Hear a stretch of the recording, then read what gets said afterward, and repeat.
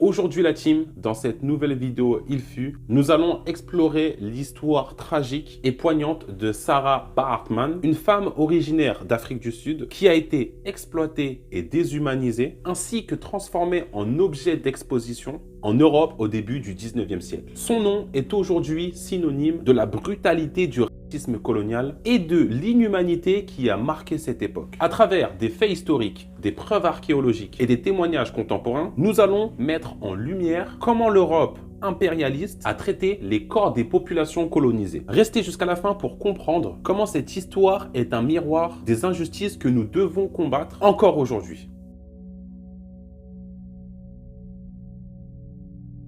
Sarah Baartman est née en 1789 dans le peuple Khoikhoi, également connu sous le nom d'Otanto, dans ce qui est aujourd'hui l'Afrique du Sud. À cette époque, le Cap était sous domination coloniale néerlandaise, puis britannique, et les peuples autochtones subissaient des violences, des déplacements forcés et l'esclavage. Sarah a grandi dans une société profondément perturbée par la colonisation. Son peuple, les Khoikhoi, était considéré comme primitif et traité avec mépris par les colons. La vie de Sarah change brutalement lorsqu'elle est recrutée ou plutôt manipulée par un chirurgien britannique du nom de William Dunlop. Promettant richesse et gloire, il la persuade de quitter son pays pour l'Europe en 1810. Mais ces promesses, vous imaginez bien, étaient des mensonges. Dès son arrivée à Londres, Sarah devient un objet d'exposition.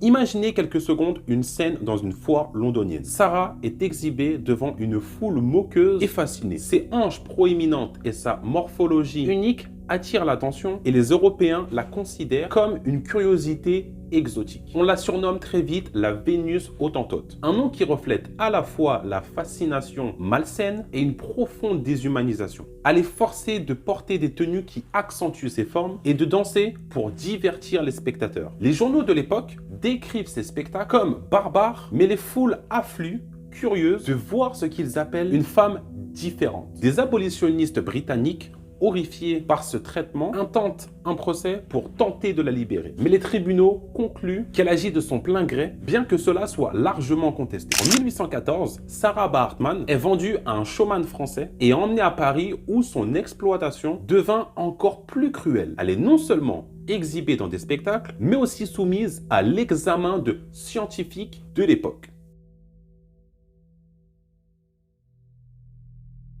L'un des scientifiques qui a étudié Sarah était Georges Cuvier, un naturaliste français influent. Après sa mort en 1815, Cuvier obtient son corps pour mener des expériences et des dissections. Il utilise ses caractéristiques physiques pour soutenir des théories racistes, affirmant que les Africains étaient biologiquement inférieurs aux Européens. Des croquis réalisés par Cuvier et ses collègues montrent comment son corps était scruté et analysé comme un objet. Ses organes génitaux, son cerveau et son squelette sont conservés et exposés au Musée de l'Homme à Paris pendant plus de 150 ans, jusqu'en 1974. Des lettres et documents de l'époque décrivent Sarah non pas comme une personne, mais comme une relique scientifique ou une curiosité. Ces pratiques montrent comment la science de l'époque était utilisée pour légitimer le racisme et le colonialisme.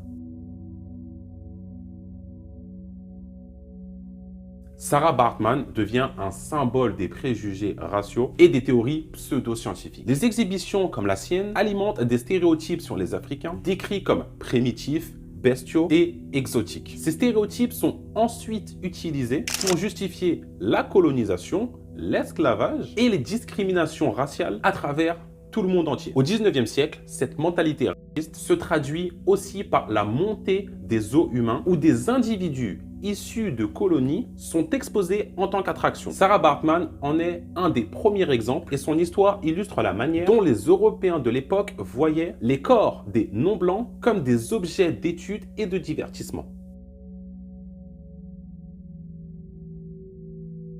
Pendant des décennies, les restes de Sarah sont exposés en France, symbolisant son indifférence envers son humanité. En 1994, Nelson Mandela, premier président démocratiquement élu de l'Afrique du Sud, demande la restitution de ses restes pour qu'ils soient enterrés dignement. Après des années de négociations, Sarah Baartman est enfin ramenée en Afrique du Sud en 2002, près de 2 siècles après sa mort. Elle est enterrée dans la vallée du Gamtos, près de sa région natale. Cette restitution est un acte symbolique dans la reconnaissance des injustices du passé colonial. Cependant, elle rappelle également à quel point ces injustices sont encore présentes dans la mémoire collective.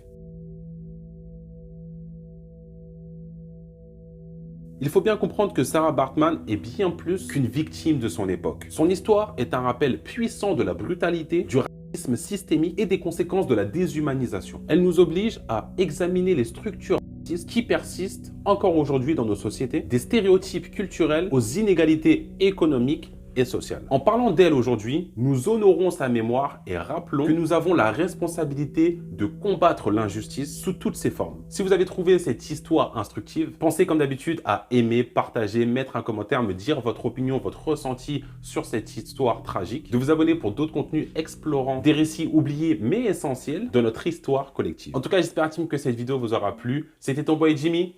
Peace!